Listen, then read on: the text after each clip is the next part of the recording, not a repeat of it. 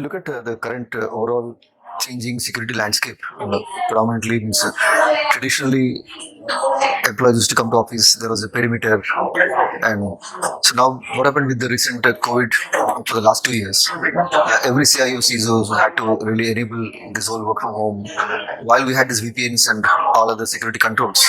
And in fact, the perimeter there's nothing called perimeter now. There's a blurring perimeter now. So rather, if I can call it earlier, what was confined to the office now has extended to the office, to the home. In fact, and employees start using their own personal devices. It's a lot of all those challenges. So today the CISOs had to extend those old security controls, in fact, even to the employee's home. So that's one of the biggest. I'm sure you must have seen in the last 2 years, right? The overall ransomware, in fact, has really increased. In fact, that's one of the biggest threat, which is definitely one of the biggest challenges. And of course, while they keep talking about changing threat landscape, it's always a catch-up game between the threat actors and the defenders, basically what we call.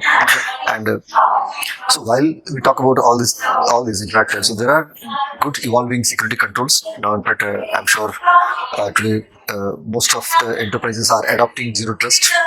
So I think it's important to, because with this whole changing threat landscape and the whole changing model of the business, so it's very important to, in fact, improve your defenses, especially access management.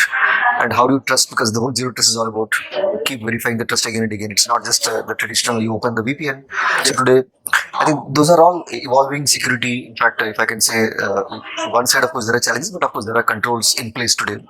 So where every organization is adopting whether zero trust or trying to enhance the whole access management. And the other big thing is cloud adoption, because today, especially with and it's not just one cloud.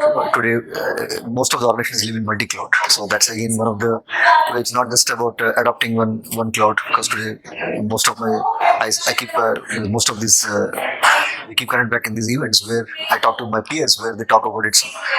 Traditionally, it was hybrid, or if I can say, okay, data center, one cloud, but today it's data center, multi-cloud. So we are living in very different times where I think the visibility across the whole landscape is one of the biggest challenges for CIO CISO. So I think that's one of the area which need to be strengthened, especially to get the cloud visibility.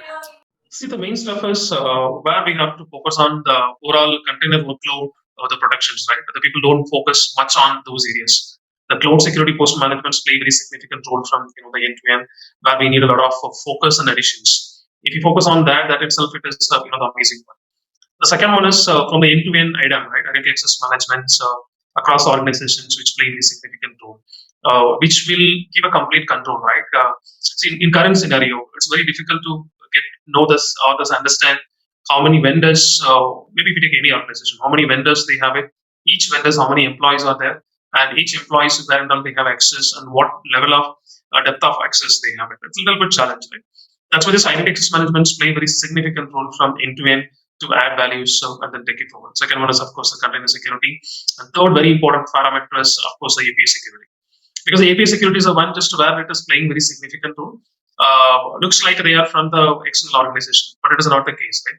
Really, they are just with it's one go. They are pulling all the information from the end to end. That's what it is making. And fourth one, just I can take where we have a holistic risk assessment, like risk management across organizations. We should not go only on specific to the IT department. Really, we should focus on this entire integrations so that the entire supply chain will be taken care.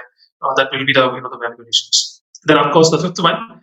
Integration of your incident management to the change management. That will be the value additions, right? Because if you take an incident, like what is the outcome, what is the value additions, and what exactly we are going to add values, play significant stuff.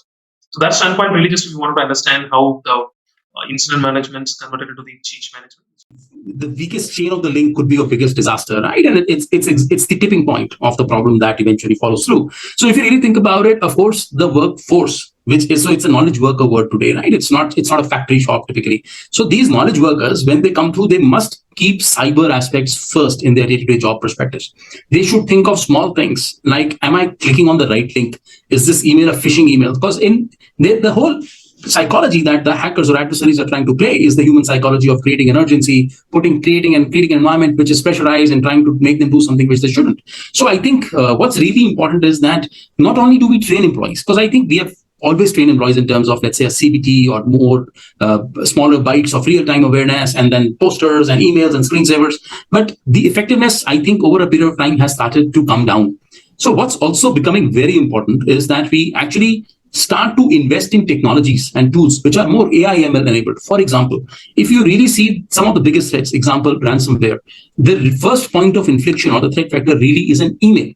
So instead of only educating employees, it's also important that we think of solutions like business email compromise solutions. We also think of small solutions from a data leakage standpoint. If we can invest into a misdirected email solution. So instead of, let's say, trying to send an email to anuj@mycompany.com, if the email is going to anuj@gmail.com, then at least the solution comes and says, hey, is this something that you intended to do? So I think it's not just the technology aspect which we need to think of. For more updates from CXO TV, please like and subscribe to our channel.